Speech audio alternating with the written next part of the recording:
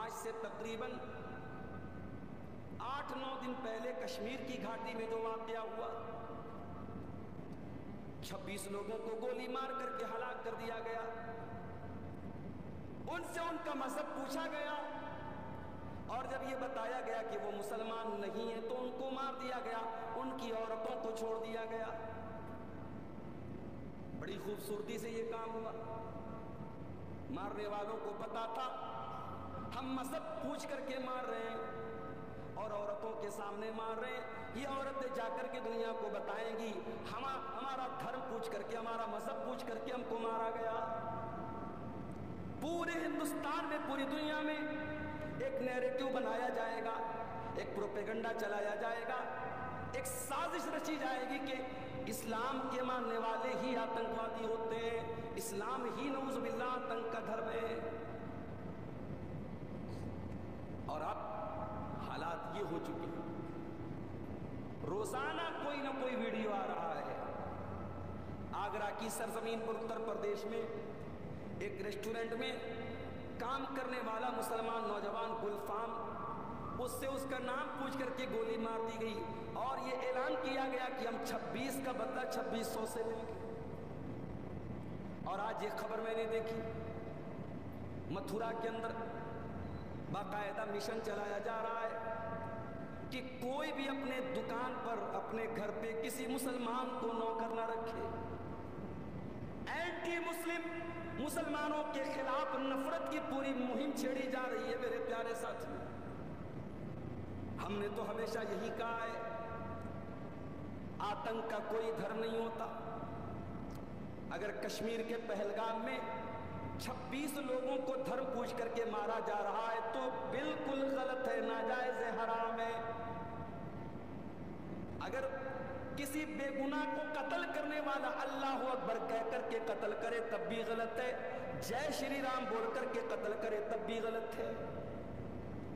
مارنے والا کوئی بھی ہو، اگر بے قصور کو مار رہا ہے، اس کی زبان سے کیا نعرہ نکل رہا ہے، اس کے چہرے پر داڑھی ہے کہ نہیں ہے، اس کے ماتھے پر سجدے کا نشان ہے کہ نہیں، یہ نہیں دیکھا جائے گا۔ مارنے والا اگر بے قصور کو مار رہا ہے تو یہ آتنکواد ہے، یہ دہشت گردی ہے۔ میرے پیارے ساتھیوں، ہم نے کبھی کسی آتنکوادی گھٹنا کو دھرم کے اینگل سے دیکھنے کی وکالت ہی نہیں کی ہے۔ ہم نے تو ہمیشہ کہا کہ تبریز انصاری کو جھارکھنڈ کی سرزمین پر بے قصور پیٹ کر کے مار ڈالا گیا، موب لنچنگ کر دی گئی، وہ بھی غلط تھا۔ راجستھان کی سرزمین پر کسی افرازل کو مار دیا گیا، وہ بھی غلط تھا۔ چلتی ٹرین میں مسلمانوں کا نام پوچھ کر کے ایک کانسٹیبل نے گولی چلا کر کے مارا تھا، تب بھی غلط تھا۔ ہم نے تو تب آسمان سر پہ نہیں اٹھایا تھا کہ آج اس آتنکی کام کا تعلق کسی دھرم سے ہے۔ یہ کیوں سیٹ کیا جا رہا ہے؟ اسلام کو آتنکواد سے کیوں جوڑا جا رہا ہے؟ میرے پیارے ساتھیوں، 26 لوگوں کو مارنے والے کون تھے؟ 10 دن گزر گئے، ابھی تک ساری ہوائی باتیں، ابھی تک کوئی کلیئر باتیں نہیں سامنے آ سکی کہ وہ کون تھے جنہوں نے ان 26 لوگوں کو مارا تھا۔ جو بھی باتیں ہیں سب ابھی شک کے دائرے میں ہیں کہ ہاں صاحب یہ اس کے اوپر شک ہے، یہ سندگدھ ہے، یہ مشتبہ ہے۔ لیکن ایک بات کنفرم ہے اور یقینی ہے کہ ان 26 لوگوں میں مرنے والوں میں ایک سید عادل حسین بھی تھا، جو اسی کشمیر کی سرزمین کا تھا۔ اور اس نے جب دیکھا کہ یہ بے قصوروں کو مار رہے ہیں، ٹورسٹوں کو مار رہے ہیں، سیاحوں کو مار رہے ہیں، اس نے کہا کہ ان معصوموں کو کیوں مارتے ہو؟ ان آتنکوادیوں نے اس کو بھی گولیوں سے بھون دیا۔ وہ بچانے کی کوشش کر رہا تھا اور اس کوشش میں وہ مارا گیا۔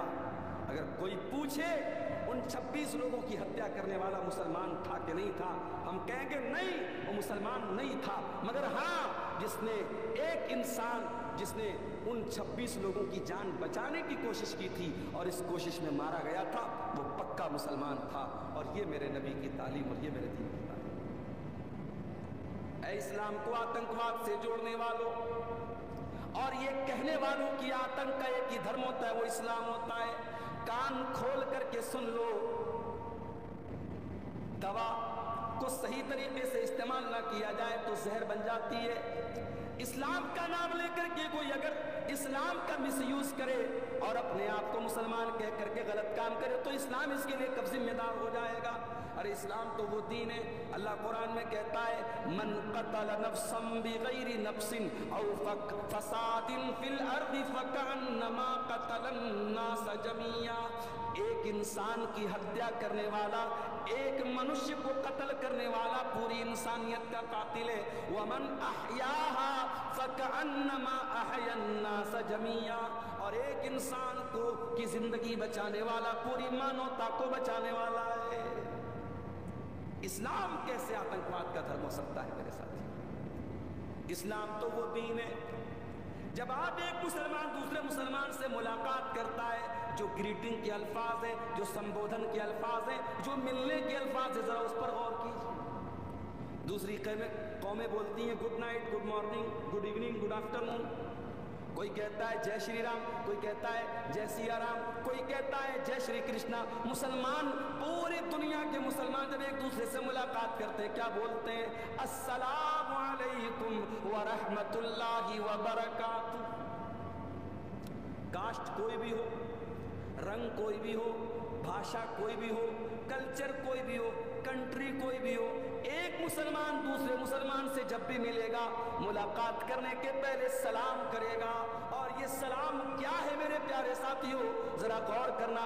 السلام علیکم، تم پر سلامتی نازل ہو، اللہ تم کو سلامت رکھے، تم پر پیس ہو، تم پر شانتی ہو، ورحمت اللہ، اور اللہ کی رحمتیں تمہارے اوپر نازل ہوں، وبرکاتہ، اور اللہ کی برکتیں تمہارے اوپر نازل ہوں۔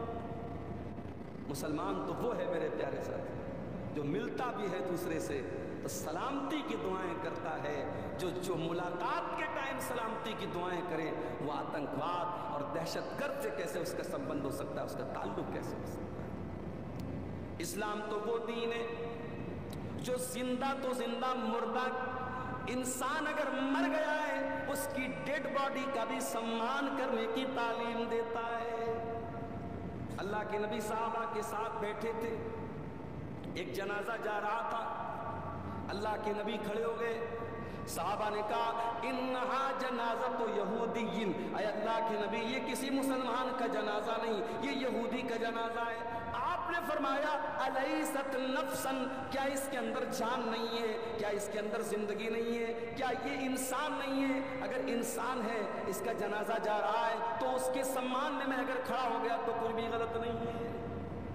یہ ہے میرے نبی، کسی مردہ انسان کا بھی اپمان کرنا، اس کی لاش کا اپمان کرنا۔ بیچ بیچ میں ہمیں خبریں ملتی رہتی ہیں کہ صاحب فلاں جگہ جو ہے آتنکوادیوں نے ہمارے انڈین آرمی کے فوجیوں کا سر کاٹ دیا۔ اللہ کی قسم، یہ کام کرنے والا اگر اپنے آپ کو مسلمان کہتا ہے تو اسے شرم آنی چاہیے۔ کسی لاش کی بھی حرمتی کرنے کی اسلام نے تعلیم۔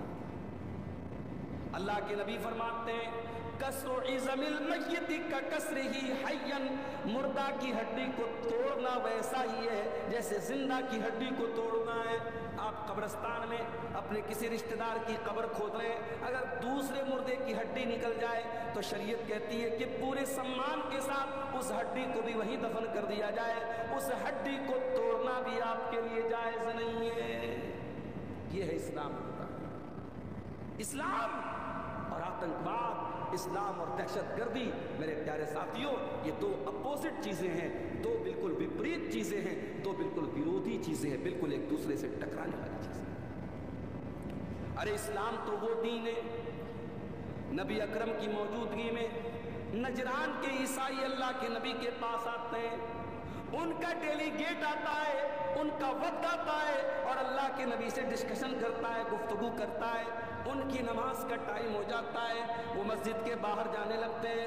اللہ کے نبی نے فرمایا اے عیسائیوں، یہ ہماری مسجد ہے، یہ ہماری مسجد ہے، آپ اپنی نماز یہاں پہ پڑھنا چاہیں، ہمیں کوئی آبجیکشن نہیں، کوئی اعتراض نہیں۔ اللہ کے نبی کی موجودگی میں ان عیسائیوں نے مسجد نبی میں اپنی نماز قائم کی۔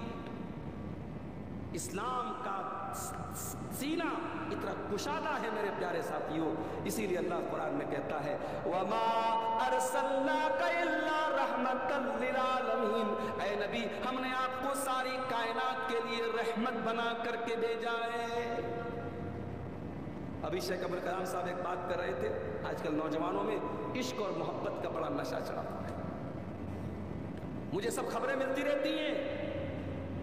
अभी आपके इलाके की एक खबर मुझे मिली कि साहब एक लड़की जो बनात में पढ़ती थी, मदरसे में पढ़ने वाली लड़की, जो बाद में स्कूल जाती है और एक गैर मुस्लिम लड़के के साथ उसका अफेयर होता है और आज उस गैर मुस्लिम लड़के के साथ वो भाग करके शादी करती है और पूरे गांव और पूरे इलाके को छोड़ करके कहीं और जा करके बसी है। और जब घर वालों ने कंप्लेंट की, उसने सामने आकर के कहा कि नहीं, मेरी रजामंदी से निकाह हुआ है, शादी हुई है और मैं अपने इसी गैर मुस्लिम पति के साथ रहूंगी। ये हालात हैं आज हमारे मुल्क के, नहीं हमारे गांव के, हमारे अपने इलाके के ये हालात पैदा हो रहे हैं। पानी कहां मर रहा है मेरे प्यारे साथ, पानी कहां मर रहा है। 8-8 साल 10-10 साल बुखारी और मुस्लिम और तिरमिजी और हदीस की किताबें पढ़ने के बाद अगर हमारी लड़कियां और हमारी बेटियां अगर किसी के आई लव यू और प्यार के जाल में फंस करके अपने दीन और ईमान का सौदा करने के लिए तैयार है, इसका मतलब कि कहीं ना कहीं पानी मर रहा है, कहीं ना कहीं हमने रस्सी को बहुत ढीला छोड़ के रखा है, कहीं ना कहीं हमारी तरबियत और हमारी पकड़ में बहुत कमजोरी है मेरे साथ। माफ करना इंदर चकवालो, माफ करना इस इलाके की सरजमीन के लोगों, सिर्फ रात में साल में जलसे करा लेना और फैमिली के साथ जलसों में आकर के एक मेले ठेले की तरह शामिल हो जाना और रिश्तेदारों के घर में दावत खा लेना, इसको अगर आपने दीन समझ लिया है और दीन का तकाजा समझ लिया है, दैट इज नॉट इनफ, ये काफी नहीं है मेरे प्यारे साथियों। आपको दीन सीखना पड़ेगा और अपने बच्चों को सिखाना पड़ेगा। आपकी लड़की जवान हुई, आपने उसको ये तो बताया कि तुझे बुर्का पहनना है, नकाब पहन करके निकली, आपने उसको ये शिक्षा दी, ये तालीम दी कि तू जवान हो गई, तुझे नकाब पहनना पड़ेगा। मगर इतना काफी नहीं है मेरे प्यारे साथी। आपको अपनी जवान लड़की को ये भी बताना पड़ेगा कि तू ये नकाब क्यों पहन रही है। दुनिया की करोड़ों औरतें, करोड़ों लड़कियां तो अपने जिस्म की नुमाइश कर रही हैं। नकाब तो बड़ी दूर की बात है, उनके बदन का कोई हिस्सा ऐसा नहीं जिसको दुनिया के मर्द लोग न देखते हो। सोशल मीडिया पर, इंटरनेट पर उसको घूर घूर के देखा न जाता हो। ऐ मुसलमान लड़की, तू अपने घर से पर्दे में क्यों निकल रही है, तू नकाब में क्यों निकल रही है। आप जब अपनी बच्ची को कुरान पढ़ाएंगे, कुरान का तर्जमा पढ़ाएंगे, आपकी बच्ची कुरान की आयत पढ़ेगी, या अय्युहन नबिय्यु कुल लिअज़वाजिका व बनातिका व निसाइल मुमिनीना युदनीना अलैहिन्ना मिन जलाबिबिहिन्ना। ऐ नबी अपनी बेटियों से कह दीजिए, अपनी बीवियों से कह दीजिए, ऐ नबी तमाम मुसलमान औरतों से कह दीजिए, युदनीना अलैहिन्ना मिन जलाबिबिहिन्ना, कि जब वो अपने घर से निकला करें तो अपने ऊपर चादर डाल लें, अपने ऊपर नकाब डाल लें, अपने ऊपर बुर्का डाल लें। ज़ालिका अदना अन युरफ़्ना फला युज़ैन, ये पर्दा दुनिया को बता देगा कि हम नकाब पहनने वाली लड़कियां हैं, हम बुर्का पहनने वाली लड़कियां हैं, हम हिजाब करने वाली लड़कियां हैं, हमको कोई छेड़ने की जरूरत न करे, हम इज्जतदार घरों की लड़कियां हैं, हमारी इज्जत के साथ कोई खेलने की कोशिश न करे। अल्लाह की कसम,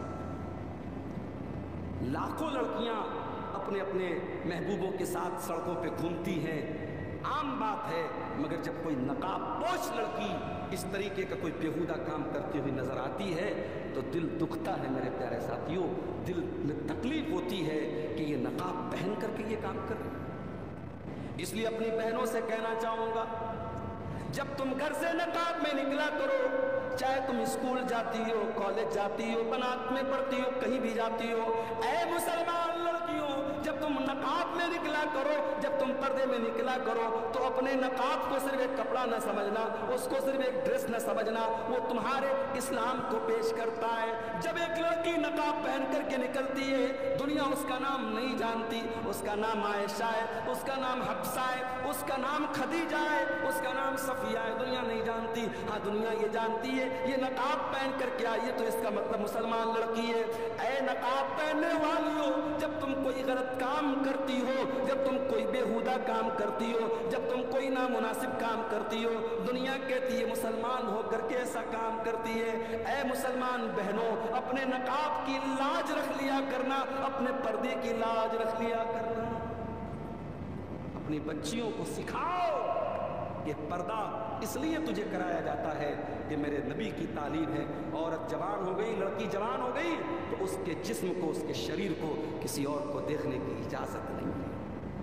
और अगर दुनिया को ये लगता है कि साहब ये बड़ी पाबंदी है, बड़ी रिस्ट्रिक्शन है, बेंगलोर के एक आलिम दीन फ्लाइट में बैठे तो देखा कि फ्लाइट की जो पायलट है वो औरत है, औरत है, लेडी है, लड़की चला रही है हवाई जहाज। तो बेंगलोर के आलिम दीन थे मौलाना अब्दुल कदीर उमरी साहब, उनके साथ दूसरे अहले हदीस आलिम थे मौलाना अब्दुल अजीम उमरी मदनी साहब। तो मौलाना अब्दुल कदीर उमरी ने पूछा मौलाना अब्दुल अजीम साहब से कि मौलाना, लड़की पायलट है, हवाई जहाज चलाने वाली औरत है, कहीं ऐसा तो नहीं कि वाकई में हम अपनी औरतों पर अत्याचार कर रहे हैं? कहीं ऐसा तो नहीं कि अपनी औरतों को हम दुनिया की तालीम में आगे नहीं बढ़ने दे रहे, हमारी औरतें पायलट नहीं बन रही हैं? कहीं ऐसा तो नहीं कि वाकई में हम अत्याचार कर रहे हैं अपनी औरतों के ऊपर? तो मौलाना अब्दुल अजीम मदनी ने बड़ा प्यारा जवाब दिया, कहा कि शेख मोहतरम, ये लड़की अगर पायलट नहीं बनेगी तो इसकी जगह कोई दूसरा मर्द बन जाएगा। ये पायलट बनी है, जरूरी नहीं था कि ये पायलट बनती, अगर ये ना बनती तो दूसरा कोई मर्द बन जाता, इसकी कमी को कोई मर्द पूरा कर सकता है। लेकिन अगर ये औरत पायलट बन गई और इसने मां का हक अदा नहीं किया, इसने अपने शौहर के साथ बीवी का हक अदा नहीं किया, दुनिया का कोई मर्द इसकी जगह नहीं ले सकता। माँ का काम माँ को ही करना है, बेटी का काम बेटी को ही करना है, बहन का काम बहन को ही करना है, बीवी का काम बीवी को ही करना है। औरत पायलट बन जाए, औरत हवाओं में उड़ने लगे, मगर औरत का जो असल काम है वो मर्द कभी नहीं कर सकता। मौलाना ने कहा यही इस्लाम है जो ये कहता है कि औरत पहले अपना ओरिजिनल काम करे, जो उसकी ओरिजिनल ड्यूटी है, जो औरत का असल काम है, जिस काम का कोई अल्टरनेट नहीं है। आज दुनिया में मेरी प्यारी माँ और बहनों, आज औरत से सिर्फ उसके सर की चादर नहीं छीनी जा रही है, आज बच्चों से माँ का प्यार छीना जा रहा है। बॉलीवुड की बड़ी बड़ी हीरोइनें साहब, वो दिन रात अपने बदन की नुमाइश कर रही हैं, इधर जिम जा रही हैं, उधर एक्सरसाइज कर रही हैं, उधर अपनी फिटनेस का जो है वो दिखावा कर रही हैं, और उनके बच्चों को कौन पाल रहा है?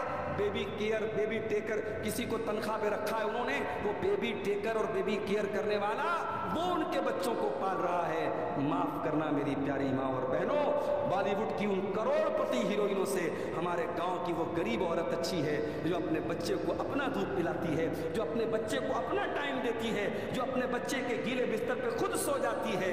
वो माँ उस करोड़पति और अरबपति बॉलीवुड की हीरोइन से बेहतर है। जो काम वो माँ कर सकती है वो दुनिया का कोई इंसान नहीं कर सकता।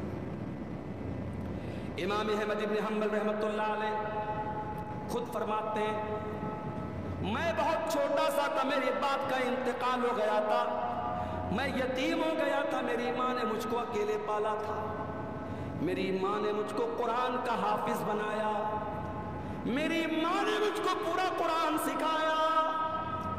ओ इंद्रचक वालों, जाओ जरा जायजा लेकर के बताओ कितने घरों में माँ अपने बच्चों को कुरान पढ़ाती हैं। मदरसे ने पढ़ा दिया तो कौन सा कमाल हो गया, असातिज़ा ने पढ़ा दिया तो कौन सा कमाल हो गया। अरे कमाल तो ये है जब माँ कुरान की हाफिजा हो और माँ अपने बच्चों को कुरान याद करा दे। अहमद इब्न हंबल कहते हैं, मेरी माँ ने मुझको कुरान का हाफिज बनाया।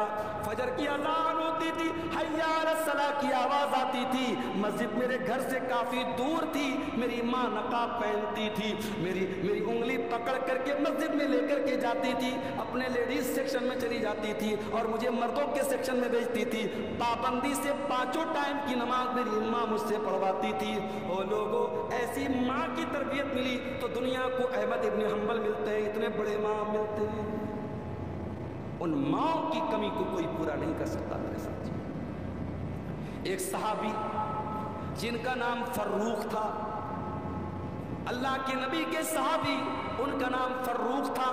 وہ میدان جہاد میں جا رہے تھے, میدان جنگ میں جا رہے تھے. جانے کے ٹائم اپنی بیوی کے پاس آتے ہیں اور 40,000 درہم اپنی بیوی کو دیتے ہوئے کہتے ہیں, اے میری بیوی, تو پریگننٹ ہے, تجھے بچہ ہونے والا ہے, مجھے نہیں معلوم میں زندہ واپس لوٹوں گا یا نہیں لوٹوں گا. اگر میں نہ لوٹ پاؤں تو یہ 40,000 درہم بہت بڑی رقم ہے, میں دے کر کے جا رہا ہوں. میرا بچہ جو پیدا ہوگا اس بچے کا خیال رکھنا اور اس 40,000 روپے کا صحیح استعمال کرنا, اس کو صحیح جگہ خرچ کرنا. صحابی نے بیوی کو وصیت کی اور میدان جہاد میں چلے گئے. جنگ ختم ہو گئی, شہیدوں کی لاشیں اکٹھا کی گئی. ان شہیدوں کی لاشوں میں حضرت فروخ کی لاش نہیں تھی. جو لوگ زندہ بچ کر کے آئے ان میں بھی ان کا کہیں اتا پتا نہیں تھا. کئی سال تک بیوی نے انتظار کیا, شوہر کا کوئی اتا پتا نہیں, شوہر کے بارے میں کچھ معلوم نہیں. شوہر کے جانے کے کچھ دنوں کے بعد حضرت فروخ کی بیوی کے گھر میں ولادت ہوتی ہے, بچہ ہوتا ہے اور ماں اپنے بچے کا نام بڑی محبت سے ربیہ رکھتی ہے. بچہ دھیرے دھیرے بڑا ہوتا ہے, بچہ باپ کے سائے سے محروم ہے, باپ کا کوئی اتا پتا نہیں ہے. ماں اپنے اس بچے کو بڑی محنت سے پڑھاتی ہے, لکھاتی ہے, اللہ کے نبی کی حدیثوں کا عالم بناتی ہے, نبی کی حدیثوں کی محبت اس کے سینے میں بھرتی ہے. اس دور کے بڑے بڑے ائمہ کے پاس بھیجتی ہے کہ جا میرے بچے, تجھے حدیث کا حافظ بننا ہے, تجھے حدیث کا عالم بننا ہے, تجھے بہت بڑا عالم بننا ہے. اپنے بیٹے کے اوپر بہت پیسہ خرچ کرتی ہے اور اس کو اپنے دور کا بہت بڑا عالم بنا دیتی ہے. وہ ماں اتنے بڑے عالم بن جاتے ہیں ان کے بیٹے ربیہ کہ جب ربیہ انتقال کرتے ہیں تو امام مالک رحمۃ اللہ علیہ جیسا انسان کہتا ہے, آج سے قرآن اور حدیث کا علم دنیا سے چلا گیا. ان امام ربیعۃ الرائے, ان کا نام ربیعۃ الرائے پڑ گیا. وہ جب کوئی رائے دیتے تھے اتنی بھاری اور اتنی وزندار ان کی بات ہوتی تھی کہ ان کا نام ہی پڑ گیا امام ربیعۃ الرائے. اتنے بڑے مقام اور پوزیشن پر وہ لڑکا پہنچ گیا. جب وہ لڑکا جوان ہوا, اس کے بعد حضرت فروخ رضی اللہ تعالیٰ عنہ جو بھی انتقال نہیں جن کا ہوا تھا, جو بھی زندہ تھے, لاپتہ ہو گئے تھے, وہ کسی طریقے سے دشمن کے پاس چلے گئے تھے. جان بچا کر کے کئی سالوں کے بعد جب واپس مدینہ آئے, مدینہ آنے کے بعد اپنے گھر آئے, گھر کا دروازہ کھٹکھٹایا, دروازہ ایک جوان انسان نے کھولا. حضرت فروخ اپنے گھر میں داخل ہونے لگے. جوان لڑکے نے پوچھا, کہاں جا رہے ہیں آپ؟ کہا, یہ میرا گھر ہے, اپنے گھر میں جا رہا ہوں. ربیہ نے کہا کہ یہ آپ کا گھر کیسے ہو سکتا ہے, یہ گھر تو میرا اور میری ماں کا ہے. ابھی باپ بیٹے میں یہ باتیں چل رہی تھی, اندر سے ماں نے اپنے شوہر کی آواز کو سن لیا. ہائے ہائے, 20 برس کے بعد یہ منظر دیکھنے کو ملا کہ اپنے شوہر کو زندہ دیکھ رہی ہے. اپنے اوپر کنٹرول نہ رہا, شوہر اور بیوی نے ایک دوسرے کو گلے لگایا, بڑی دیر تک روتے رہے. پھر بیوی کہنے لگی, اے میرے سرتاج, یہ جوان لڑکا جو کھڑا ہے یہ کوئی اور نہیں, یہ آپ کا بیٹا ہے. حضرت فروخ اپنے جوان بیٹے کو گلے لگا کر کے خوب روئے. جس بیٹے کے پیدا ہونے کے پہلے چلے گئے تھے, آج وہ بیٹا جوان ہو چکا تھا, 20 سال کا کڑیل جوان ہو چکا تھا. باپ بیٹے بڑی دیر تک گلے میں لگ کر کے روتے رہے. رات ہوئی, حضرت فروخ نے کھانا کھایا, میاں بیوی بستر پہ سوئے. حضرت فروخ نے بیوی سے پوچھا کہ اے میری بیوی, میں تو بہت دنوں سے لاپتہ ہوں, میں تم سے پوچھنا چاہتا ہوں, وہ 40,000 درہم میں نے تم کو امانت کے طور پہ دیا تھا, تم نے ان 40,000 درہموں کا کیا کیا؟ بیوی کہتی ہے, میرے شوہر ہے, میرے سرتاج, آپ فکر نہ کریں, میں اس کا پورا حساب اور بیورہ آپ کو دینے کو تیار ہوں, مگر صبح کا انتظار کیجئے, صبح مسجد میں چلیے گا, میں وہاں پر آپ کو حساب دوں. صبح ہوتی ہے, مسجد کے اندر حضرت ربیہ رضی اللہ تعالیٰ حدیث پڑھا رہے، سینکڑوں طلبہ، کوئی بصرہ سے آیا ہے، کوئی کوفہ سے آیا ہے، کوئی دمشق سے آیا ہے، کوئی مکہ سے آیا ہے، کوئی یمن سے آیا ہے، سینکڑوں اسٹوڈنٹس ہیں اور وہ حدیث پڑھ رہے ہیں، اور پڑھانے والا کون ہے؟ حضرت ربیعۃ الرائے رحمت اللہ علیہ، جو بہت بڑے عالم تھے، بہت بڑے محدث تھے، وہ ان کو حدیث پڑھا رہے تھے۔ حضرت فاروق کی بیوی ان کے پاس آئی، کہا ہے میرے سرتاج چلیے مسجد میں چلتے ہیں، میں وہاں پر آپ کو 40,000 درہموں کا حساب دوں۔ بیوی اپنے شوہر کو لے کر کے مسجد میں آتی ہے اور سامنے وہ منظر دکھاتی ہے کہ سینکڑوں طلبہ حدیث پڑھ رہے اور پڑھانے والا ان کا اپنا بیٹا ہے۔ حضرت فاروق یہ منظر دیکھ کر کے رونے لگتے ہیں، کہتے ہیں میری بیوی یہی تو وہ منظر ہے جس کے لیے میں نے کئی مرتبہ اللہ سے دعائیں کی تھی، میں نے میدان جہاد میں دعائیں کی تھی، اللہ مجھے ایسا بیٹا دے دینا جو تیرے نبی کی حدیثوں کا عالم ہو، جو حدیث کو سیکھتا ہو سکھاتا ہو۔ اے میری بیوی، میرا وہ خواب آج پورا ہو گیا، میری وہ تمنا آج پوری ہو گئی، میری وہ دعا اللہ نے قبول کر لی، آج اپنے بیٹے کو اس مقام پہ دیکھ کر کے میں بہت خوش ہوں، میں بہت باغ ہوں۔ بیوی نے کہا ہے میرے سرتاج، آپ کے وہ 40,000 درہم اسی بیٹے کو اس مقام تک پہنچانے کے لیے میں نے خرچ کیے تھے، اگر آپ کو لگتا ہے میں نے غلط جگہ خرچ کیے تھے تو آپ مجھے سزا دے دیجئے۔ وہ 40,000 درہم اپنے اسی بیٹے کی تعلیم اور تربیت پر میں نے خرچ کیے تھے۔ حضرت فاروق اپنی بیوی کو گلے لگا لیتے اور کہتے ہیں میری بیوی، تو نے واقعی میں وہ 40,000 درہم بالکل صحیح جگہ پر خرچ کیے تھے۔ یہ ہوتی ہے ماں اور یہ ہوتی ہے ماں کی تربیت۔ میرے پیارے ساتھیوں، ہمارے نبی رحمت بن کر کے آئے ہیں اور ہمارے نبی نے ماں کو ماں کا درجہ دیا ہے، بیٹی کو بیٹی کا درجہ دیا ہے، بہن کو بہن کا درجہ دیا ہے۔ اے مسلمان لڑکیوں، اگر آپ کو یہ لگتا ہے اسلام نے آپ کو بہت پابندیوں میں جکڑ دیا ہے، ذرا 1400 سال پہلے کا اتہاس پڑھ کے دیکھ لینا کہ 1400 سال پہلے اسلام کے آنے کے پہلے اور جناب محمد رسول اللہ صلی اللہ علیہ وسلم کے آنے کے پہلے، میں یہ تو نہیں کہہ سکتا اسلام کے آنے کے پہلے، یہ الفاظ بھی میرے خیال سے مناسب نہیں ہے، اس لیے کہ بہت سارے لوگ یہ سمجھتے ہیں کہ اسلام صرف 1400 سال پرانا مذہب ہے۔ اسلام تو آدم علیہ السلام کے زمانے سے لے کر آج تک جو اللہ کا دین ہے وہ اسلام ہی ہے، سارے نبیوں کا دین اسلام ہے۔ ہاں، اسلام کے الگ الگ ایڈیشن آئے، اسلام کے الگ الگ سنسکرن آئے، نوح علیہ السلام بھی یہی دین لے کر کے آئے، ابراہیم بھی یہی دین لے کر کے آئے، موسیٰ بھی یہی دین لے کر کے آئے، عیسیٰ بھی یہی دین لے کر کے آئے، شریعتیں الگ الگ تھیں، عبادت کے طریقے الگ الگ تھے، مگر مول شکشائیں، بنیادی تعلیم ایکیشور واد، ایک اللہ کی عبادت کرو، ایک ایشور اپاسنا کے لائق ہے، ایک اللہ عبادت کے لائق ہے، سارے نبیوں کی یہی تعلیم تھی اور یہی اسلام تھا۔ اس لیے ہمارے بہت سارے ہندو بھائی جو یہ سمجھتے ہیں کہ صاحب اسلام 1400 سال پرانا مذہب ہے، وہ اپنے اس غلط فہمی کو دور کر لیں، اسلام کوئی 1400 سال پرانا مذہب نہیں ہے۔ آپ سناتن کی بات کرتے ہیں اور کہتے ہیں صاحب ہمیشہ سے سناتن رہا ہے، تو یاد رکھیے سناتن کیا ہے، اصل دین کیا ہے، اصل دھرم کیا ہے، جو ہمارے باپ آدم، جو منو، جن کے اوپر ہمیں منشیہ کہا جاتا ہے، جن کی اولاد کو منشیہ کہا جاتا ہے، منو کون تھے، آدم کون تھے؟ قرآن کہتا آدم بھی ایک اللہ کی توحید والے تھے، اور آدم سے بھی جب غلطی ہوئی ہے انہوں نے اللہ کے آگے ہاتھ اٹھایا تھا اور دعا کی تھی، ربنا ظلمنا انفسنا وان لم تغفر لنا وترحمنا لنکونن من الخاسرین، اے پروردگار ہم نے اپنی جان پر ظلم کیا ہے اور اگر تو نے نہیں بخشا اور تو نے رحم نہ کیا تو ہم خسارہ اٹھانے والوں میں سے ہو جائیں گے۔ آدم بھی اسلام کو فالو کرتے تھے اور جناب محمد رسول اللہ صلی اللہ علیہ وسلم بھی اسلام کو لے کر کے آئے تھے۔ اسلام کوئی 1400 سال پرانا مذہب نہیں ہے، اسلام آدم علیہ السلام سے لے کر کے آج تک اور قیامت تک جو صحیح دھرم ہے وہی اسلام ہے۔ میرے پیارے ساتھیوں، میں اپنی عورتوں سے کہنا چاہوں گا کہ اے عورتوں، اگر تمہیں یہ لگتا ہے کہ اسلام نے تم پر اتیاچار کیا ہے، ذرا 1400 سال پہلے کا اتحاد اٹھا کے دیکھو، عورت کی استھتی کیا تھی، عورت کی پوزیشن کیا تھی۔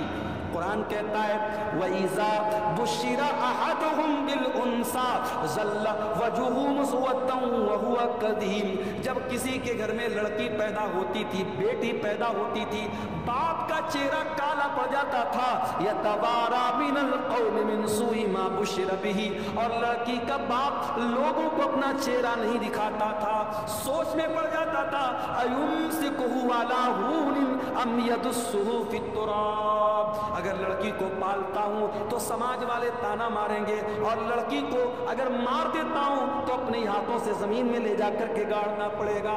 बेटियां जमीन में गाड़ दी जाती थी, ये अलग बात है। 2025 आ चुका है, आज भी लड़कियां जमीन में गाड़ी जाती हैं। 1400 साल पहले जमीन में गाड़ी जाती थी, आज माँ के पेट में मार दी जाती है। भारत में, हमारे मुल्क में करोड़ों लड़कियां हर साल और लाखों लड़कियां रोजाना माँ के पेट में मार दी जाती हैं। वजह क्या है? लड़की की परवरिश मुश्किल है, जहेज देना पड़ेगा, शादी में जेवर देना पड़ेगा।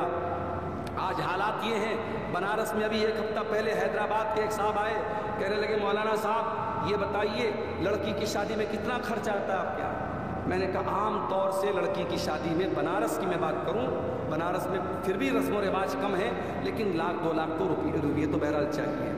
कहा कि मौलाना हमारे हैदराबाद की सरजमीन पर लड़की की शादी करना है, सबसे पहले मैरिज हॉल लेना पड़ेगा। मैरिज हॉल कम से कम 2 लाख का, 1 लाख का जेवर देना पड़ेगा, 2 से 3 लाख का खाना करना पड़ेगा। एक गरीब आदमी, एक मिडिल क्लास आदमी 5-6 लाख का मिनिमम उसको इंतजाम करना पड़ेगा। लोग सूद पर कर्जा ले रहे हैं, लोग बैंकों से लोन ले रहे हैं, लोग अपना घर बेच करके अपनी लड़कियों की शादी कर रहे हैं। उन्होंने कहा कि मौलाना इसको रोकने के लिए आपके पास प्लान है। आप लोग तकरीरें कर रहे हैं मगर आपकी तकरीरों से कोई असर होने वाला नहीं नजर आ रहा है। आज भी लड़कियों की शादी में ये सारा खर्चा हो रहा है और लोग कहते हैं भाई हराम कहाँ है। ठीक है, नबी के दौर में लड़की की शादी पे दावत नहीं हुई, क्या लड़की की शादी की दावत हराम है? हराम तो नहीं है, जब हराम नहीं तो हम कर रहे हैं। मेरे प्यारे साथियों, जरूरी नहीं है कि हम हर चीज को हराम और हलाल के एंगल से देखें। ठीक है, लड़की का बाप अपनी खुशी से दावत दे रहा है, हम हराम नहीं कह सकते, कोई मुफ्ती इसको डायरेक्ट हराम नहीं बोलेगा, मगर आप इसका इनकार तो नहीं कर सकते कि नबी के दौर में इसका चलन नहीं था। नबी के दौर में कोई बारात का चलन नहीं था, नबी के दौर में कोई हल्दी की रस्म नहीं थी, नबी के दौर में कोई मंगनी की रस्म नहीं थी। नबी के दौर में ताकत हो या ना हो, सिर्फ सोसाइटी में नाक को बचाने के लिए महंगे महंगे जेवरात। आज सोने का दाम आप देखिए लाख के करीब चल रहा है, और लड़की चाहे गरीब की हो चाहे अमीर की हो, इतना जेवर हमें देना पड़ेगा। ये क्यों आपने अपने ऊपर एक बोझ डाल के रखा है मेरे प्यारे साथियों? और अफसोस तो तब होता है जब इन गरीब लड़कियों के घर में शादी करने वाला लड़का, जो खुद भी बहुत गरीब होता है, उसका बाप मूंछों पे ताव दे के कहता है कि साहब हम 50 लोगों से, 100 लोगों से, 200 लोगों से बारात लेके आएंगे। उसे मालूम है लड़की का बाप बड़ी मुश्किल से रिक्शा चलाता है, ताली चलाता है, मजदूरी करता है, बड़ी मुश्किल से पेट भरता है। उसको मालूम है लड़की के घर वालों की हैसियत, उसके बावजूद वो मूंछों पे ताव दे के कहता है हमारे 100 बाराती आएंगे, उनका अच्छा नाश्ते पानी का इंतजाम कर देना, उनको खिला देना। ये बेगैरती क्यों हो रही है मेरे प्यारे साथियों? और आज लड़की के बाप को ज़कात मांगनी पड़ रही है। मैं गरीब आदमी हूँ, मुझे लड़की की शादी करना है, वो लोगों के सामने हाथ फैला करके भीख मांगता है, तब उसकी लड़की की शादी होती है। और ये मसला सिर्फ झारखंड का नहीं है, सिर्फ साहिबगंज का नहीं है, सिर्फ गोड्डा का नहीं है, ये पूरे देश का, पूरे मुल्क का मसला बना हुआ है। कहीं कम है, कहीं ज्यादा है। मेरे प्यारे साथियों, ये वो चीजें हैं जिसने लड़की की पैदाइश को मुश्किल बना दिया है। अच्छे अच्छे दीनदार घरों में भी हम देखते हैं, लड़का पैदा हुआ तो खुशी नजर आती है, लड़की पैदा हुई तो उदासी नजर आती है।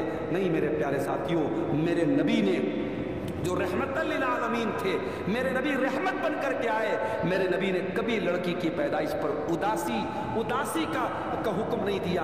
आपने तो यहाँ तक फरमाया मन आला जारियतैन हत्ता तबलुगा जा यौमल क़ियामत याना वहुवा कहातैन। आपने अपनी दोनों उंगलियों से इशारा करके फरमाया 2 लड़कियों को पालने वाला, 2 लड़कियों का बाप क़यामत के दिन इस हाल में आएगा। जिस तरीके से ये दोनों उंगलियां एक दूसरे से मिली हुई हैं, वो अपने नबी के साथ क़यामत के दिन आएगा। او لڑکی والو، او بیٹی والو، تم خوش نصیب ہو، اللہ نے تم کو جنت میں جانے کا ٹکٹ دے دیا ہے۔ اللہ کے نبی فرماتے ہیں من ابتلي من هذه البنات شيئا كن له سترا من النار، جس کو اللہ تعالیٰ بیٹی دے کر کے آزمائے، جس کا امتحان اللہ تعالیٰ بیٹی دے کر کے لیتا ہے اور اس امتحان میں وہ کھرا اتر جاتا ہے، کن لہو سترا من النار، وہ بیٹیاں اپنے ماں باپ کو جہنم کی آگ سے بچانے کا کام کرتی ہیں۔ میرے بھائیوں، بیٹی کو اچھی تعلیم دو، اچھی تربیت دو، حیا والی بنا دو، شرم والی بنا دو، غیرت والی بنا دو، اپنی لڑکی کو ایسا بنا دو اس کے سر کا دوپٹہ کوئی چھین نہ پائے، اپنی بیٹی کو ایسا بنا دو پیار اور محبت کے نام پر کوئی اس کا قدم نہ بہکا پائے۔ اچھی تعلیم دو گے، اچھی تربیت دو گے، یہ بیٹیاں جہنم کی آگ سے بچانے کا کام آپ کو کریں گی۔ وما ارسلناک الا رحمۃ للعالمین، اے نبی ہم نے آپ کو ساری کائنات کے لیے رحمت بنا کر کے، ہمارے نبی عورتوں کے لیے بھی رحمت بن کر کے آئے۔ یہی عورت جب نکاح کر کے آپ اپنے گھر میں بیوی کی حیثیت سے لاتے ہیں، قرآن کہتا ہے ہن لباس لکم وانتم لباس لہن، اے مردو جن عورتوں سے تم نے نکاح کیا ہے یہ عورتیں تمہارے لباس کا درجہ رکھتی ہیں۔ جس طریقے سے لباس تمہاری باڈی سے لگا ہوا ہے، تمہارے شریر سے لگا ہوا ہے، یہ عورتیں تمہاری زندگی کا پارٹ ہیں، تمہاری زندگی کا حصہ ہیں، تمہارے جیون کا حصہ ہیں۔ ان عورتوں کے ساتھ پیار اور محبت سے پیش آنا۔ قرآن کہتا ہے وَمِنْ آيَاتِهِ أَنْ خَلَقَ لَكُم مِّنْ أَنفُسِكُمْ أَزْوَاجًا لِتَسْكُنُوا إِلَيْهَا، اے میرے بندو اللہ کی نشانیوں میں سے ایک نشانی یہ بھی ہے کہ اس نے تمہاری بیویوں کو بنایا تاکہ تم ان سے سکون حاصل کرو۔ وَجَعَلَ بَيْنَكُمْ مَوَدَّةً وَرَحْمَةً، اور اللہ نے میاں بیوی کے بیچ میں محبت اور رحمت پیدا کر دی ہے۔ اذان ہو گئی، فجر کی اذان